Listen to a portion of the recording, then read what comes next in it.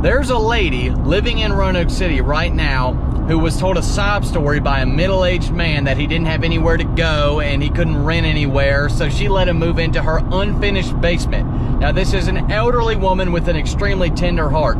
The man moves in the basement, never gives her a dime.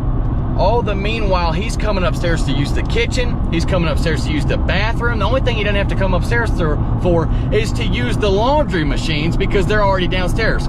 He's not paying her a single dime. So eventually the older lady gets fed up with the situation and she calls the police. Get this man out of my house. He gave me this sob story. He promised me he was gonna pay. He's not doing anything but mooching off of my good graces. Police show up.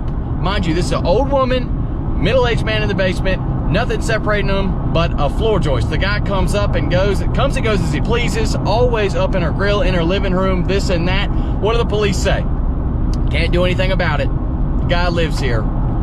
Falls under Landlord-Tenant Act. So, in the eyes of the law, as they're written, and I'm not mad at the cops or anything like that. They're just doing their job, and this is the way the law is written. That man has rights. Even though he hasn't paid a dime, but because he has lived there for a certain amount of time, he has to be evicted now, even though he never gave her a dime. So she is having to scrounge together money to go through the eviction process to get this strange man, who turned out to be someone who's completely opposite of who he said he was, out of her home.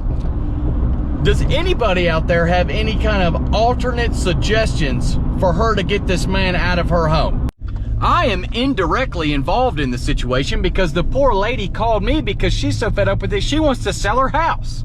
And then after going over and meet with her and hearing the situation and putting eyes on things, she doesn't need to sell the house. The house is okay for her to live in. She just needs to get this lunatic out of her basement.